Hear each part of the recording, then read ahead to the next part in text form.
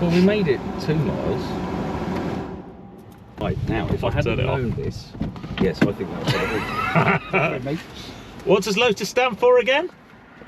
Lots of trouble, usually serious. Let's hopefully usually simple. Hey guys, and welcome to Petrol Ped. Now, here's a question for you.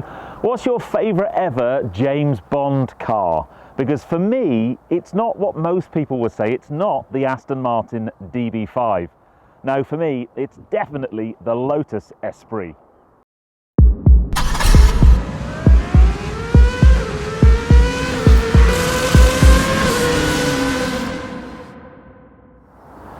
Now, I want to start this film by saying that Roger Moore is not my favourite James Bond.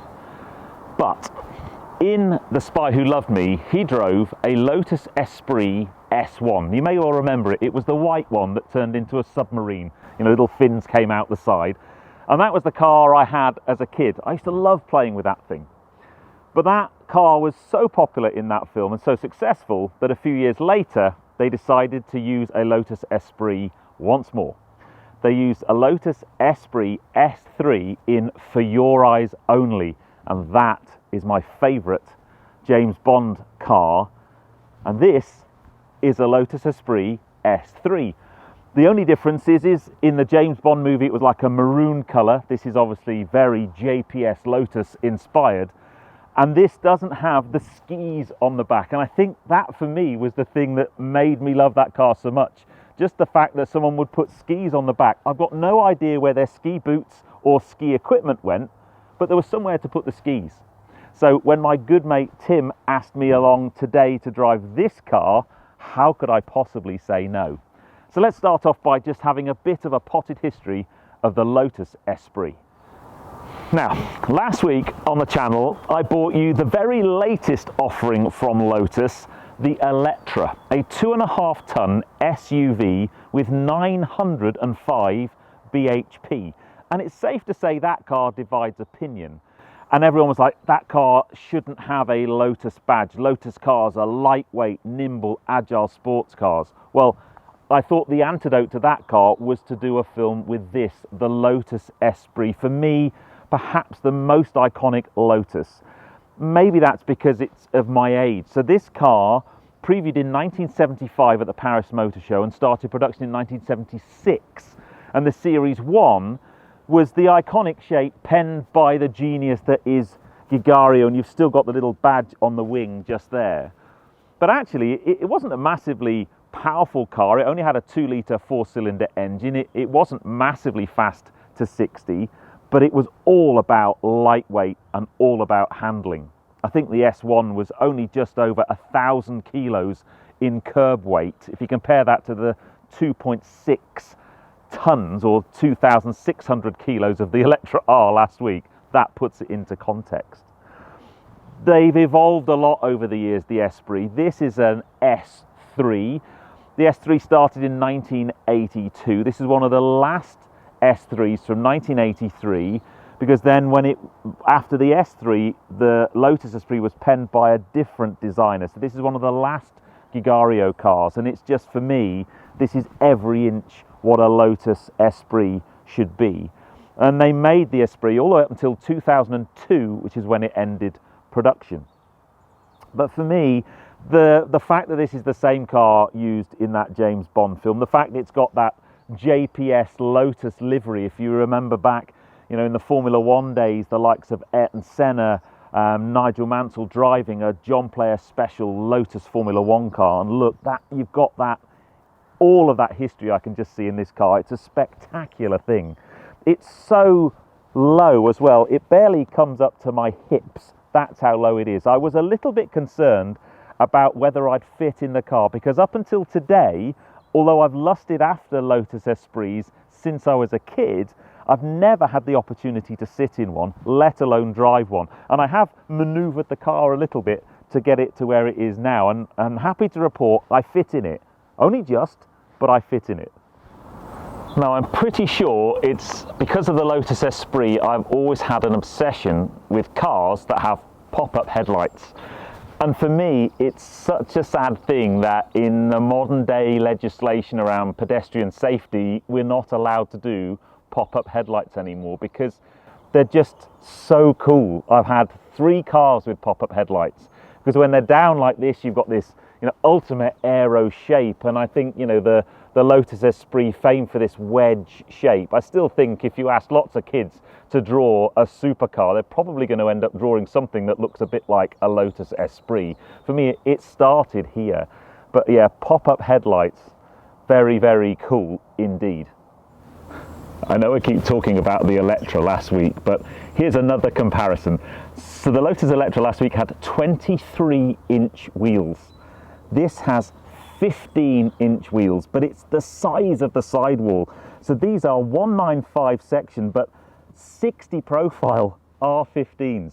And on the back, you've got 2 3.5 60s. Look at the size of the sidewall. I just think it's cool, and a beautiful design as well. But just a phenomenal difference. If you look at any modern day high performance car, they're typically going to be riding on 18, 19, probably more like 20 or 21-inch wheels with a really narrow sidewall. Look at that. I mean, that should give us lots of lovely ride comfort, that's for sure. I'm loving these louvres. I'm going to try and open the rear deck just to show you. So first up, it's obviously mid-mounted. The engine is under this cover here. I'll try and sort of unclip this and just lift this up. So there's the engine in there, 2.2 litre, 4-cylinder, Garrett turbo. Now, that engine it's only got about 400 miles on it since a complete rebuild. So it runs like a dream. So I cannot wait to give it a go. But it's just I'm going to use the word Heath Robinson, but the way these cars are put together is just, it's hysterical. I think that's in place-ish.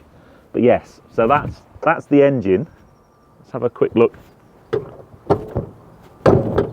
Apparently this has a habit of popping up when you're driving along, but we don't worry about that too much. Oh, there we go, hold on. And then lock it that way. Right, it's locked, good. Now then, before I get in, look familiar? Morris Marina door handles, I reckon. But I think getting in this car is going to be a little bit emotional.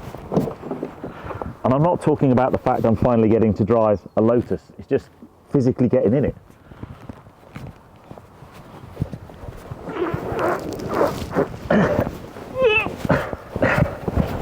This isn't a car you kind of get into and look elegant at a party. But what a cool place. It's a bit tight in here, but I am gobsmacked I'm even able to get in it, to be honest.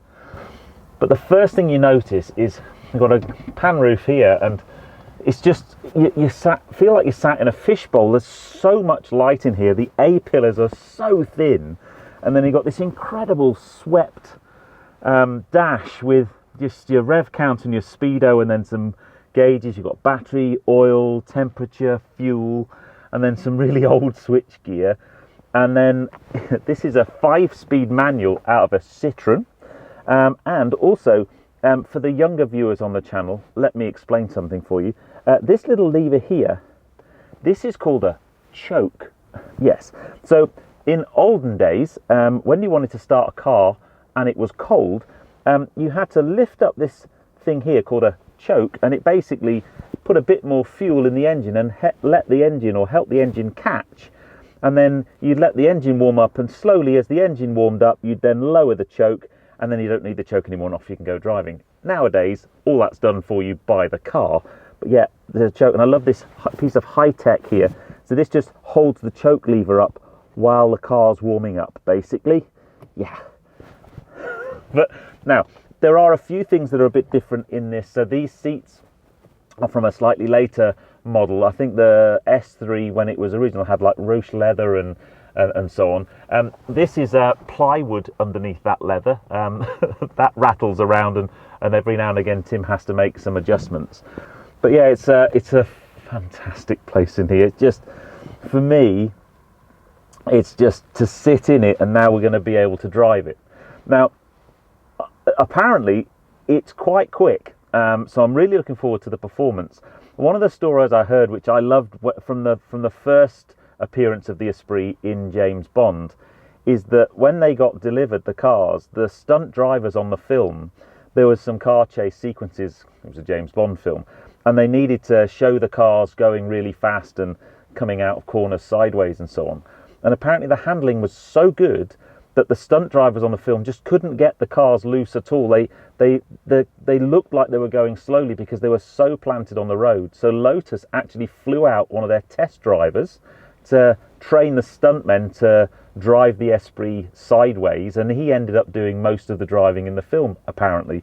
But yeah, so I don't think we're going to be doing any sideways driving today. I'm going to put some cameras up, and then Tim's going to come out with us so we can have a chat about this car. But he's got a whole collection of cars that over the next few months I'm going to keep coming back and sharing those cars with you, because some of them are right up my street in terms of the vintage of cars that I like. Now then, hey now YouTube, this is my mate Tim. Welcome to the channel, dude. Yeah, hello mate, hello mate. Right. Here we go, here we go. Choke and everything. Yes. Come off the choke after a little bit. Look at that. Yeah, first time. First time and everything, look. First time. Right, so we're going to take it for a little route. Yeah. And you can tell me a bit more about this car, and also a very cool thing that you do where anyone can drive this car. They certainly can, we can talk about that later. Let's just try and get out in one piece. Power steering? No, well, it's called your arms, yeah. You forget, don't you? Once we get going, it'll be fine. Yeah. Now it has got 5 gears, but apparently Colin Chapman said, why would anyone ever need a 5th? But he put it there anyway, because it was meant to be a kind of a luxury. It's more of a GT car this than a... Yeah. If you see me keep looking around, it's because the rear of the car has a tendency to open. The only one I can tell it's open, because you've got a windscreen, like a rear screen right behind you, yeah, is whether if you look at the rear view mirrors, if you can't see those slats anymore, it's open. It means we've got a massive spoiler engaged. Yeah. Downforce will be brilliant. So we just let her come up to temperature. So yeah, it's funny. He says no more than 4 gears yet. Nowadays it's not. 6-speed is fine, but 7-speed, 8-speed. I've been in 10-speed autos. Yes. I think the most manual is 7.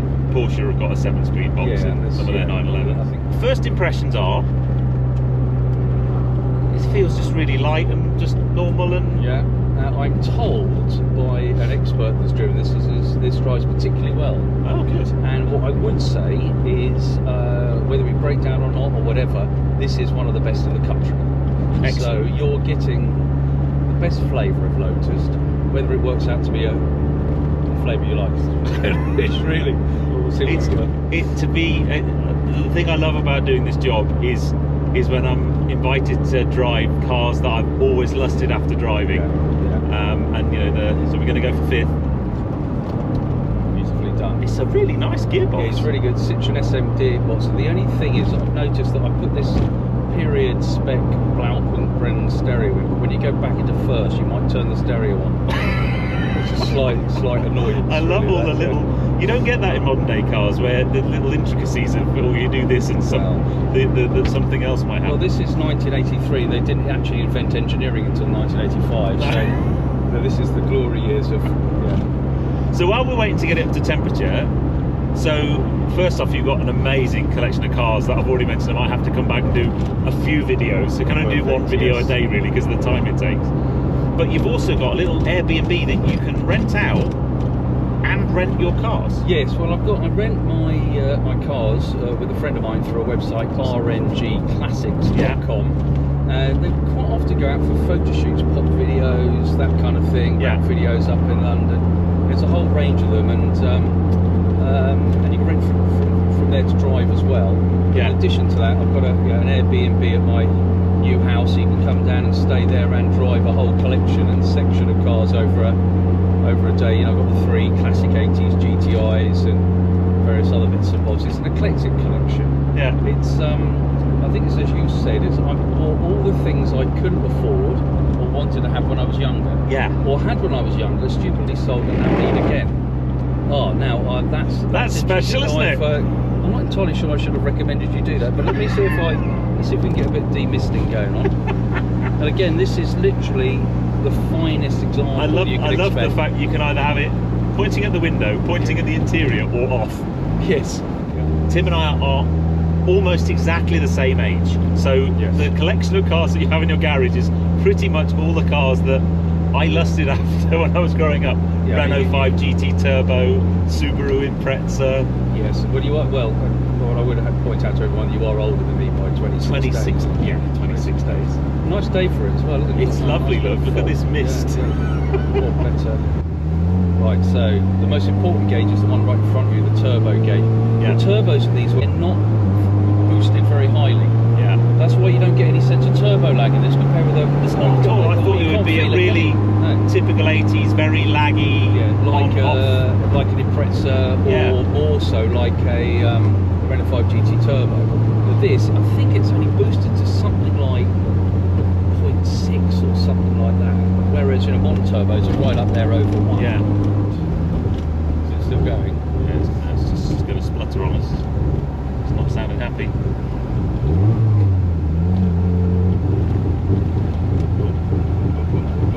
It's not done that for a while. Yeah. It's definitely in there, aren't we? That's not good, is it? Not happy.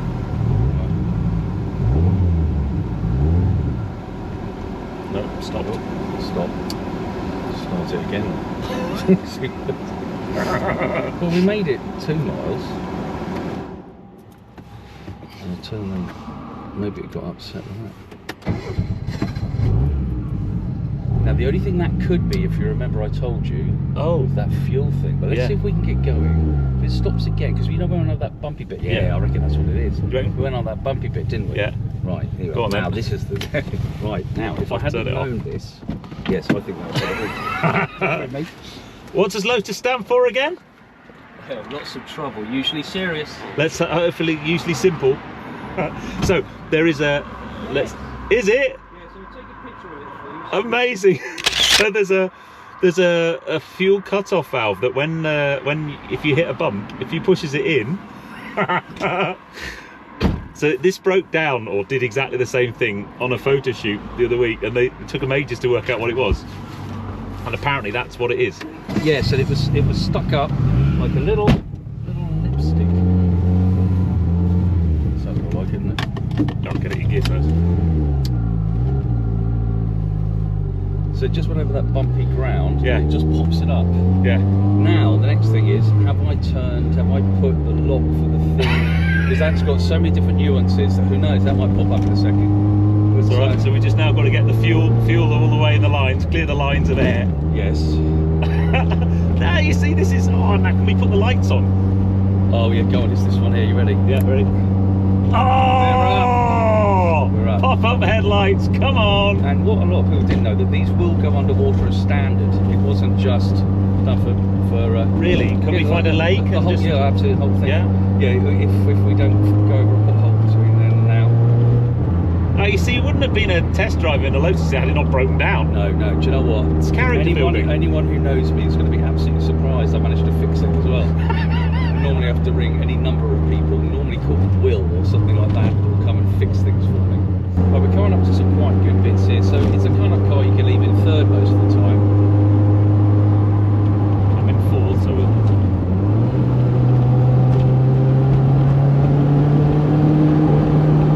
We've got the turbo flutter. Yeah, you have to take it up the rev range. I'm feeling like I'm. No, yeah, don't. I mean, I'm babying it because I don't want to, Yeah. You can hear it when it come off it. And remember, you need to pump the turbo on this to make sure the brakes stay in good order. Oh, that's good to know. When there's a big... it brakes quite well, doesn't it? I mean, it doesn't. I mean, to be perfectly honest, I don't know how much you weigh, but I weigh 115 kilos.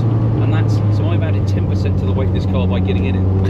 So between you and me, we're probably added about 20%. It's got, once you dial in, it handles, doesn't it? Oh man, it's got a lovely nose on it. Yeah, totally. Well, it's proper mid-engine, isn't it? I'm adding the right amount of ballast this side. Take account of you and the dashboard. Oh man, what a great bit of road.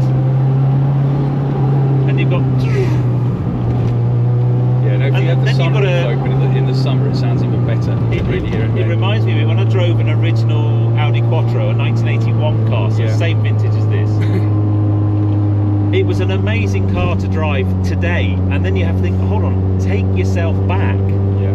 to 1983, driving this in 1983. Can you Yes. imagine? This is a bit crashy. Oh, big hole Yeah, there. And as I said earlier, they're designed, I wouldn't recommend it here, but if you're on a track, you really load up the front wheel apparently to come in. So they're not like a flat like a go-kart there. So if you see them, you've seen pictures of them, big balloon tyres. Yeah, but it drives remarkably like a contemporary car. Yes, except for the crashing and banging. Yeah. You know, you imagine you put some kind of more modern suspension on it or something like that. I've got a little mini right up my bum. He's either really enjoying trying to race a Lotus. Yeah, no, well, I've got a feeling it probably...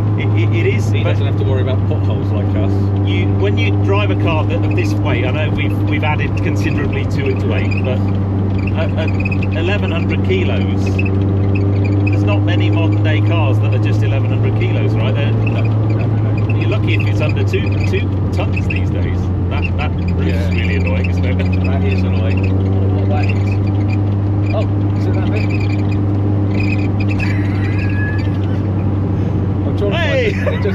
I'll hold it there because normally I don't normally have it down. I normally pop it up so I get a bit of air because they're renowned for being really, really bad. You can pop it up. They're renowned for having bad ventilation. So I might be able to do this whilst we're driving, to be honest, without taking your head off. This is, as I said, it's like Arkwright's till.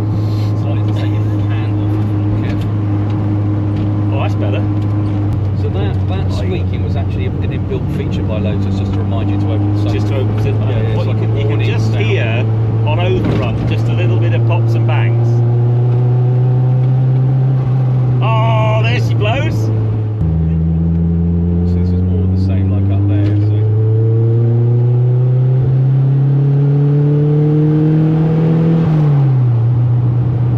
What a thing. See what I mean about not needing fifth though? No, not really. It's not an overdrive, but it's almost that's how it said, oh, if you have to take it on a motorway, stick it in fifth. It's one of those cars you don't need to be driving it fast to just feel engaged with it, and that's what I love about the older stuff. Yeah. There's a real art to getting the gearing right, changing gear at the right point. There's a skill to it. Modern day cars just get in and so that Electra I had, you literally just smashed your foot to the floor and all the electronics looked after you, and off you went. Here it's just friction and gravity, isn't it? Yeah. Hoping for the best. Well, I'm going to draw my video to a close here, mate, because this has just made my day. Guys, I hope you enjoyed that one. I'll put the details of Tim's place where you can come and stay and rent the cars out, and we'll be back because there is, well, on the list of cars that we need to do, Renault 5 GT Turbo. Yes. You've got a beautiful stock Impreza. 928 Porsche 92. I've got my Porsche jacket on. 928S 1983, so same year as this, but the other version, the other kind of concept of transaxle, massive V8, automatic gearbox, and very heavy. Yeah, so we'll be back a lot this year. Anyway, I'm going to carry on enjoying this, but if you enjoyed that, give me a thumbs up. Comments below are always welcome, and if you haven't done so already, please subscribe to Petrol Ped for plenty more content to come. And I'll see you on the next film. You take care, guys. Drive safe. Now then, we are back at Tim's. We wondered why the exhaust was blowing a little bit. Let me show you what's happened. What are you doing, Tim? Where's the exhaust, mate? I think you've knocked it off up the road, my friend. I think I'll have to go and try and find it. I can't tell how big bits it will be. I tell you what though, it's very good underneath this car. Is it? Yeah, it's like, but there was a really nice exhaust just here. Yeah, this hole, it's sort of like this. I forgot to tell you, I've electrified this. This is why we don't have It's an electric. Yeah, the exhaust's fallen off. So that's twice. It's broke down twice. I'd have fixed it once. Yeah, broke down twice, fixed it once. There's Lotus ownership for you. Yes.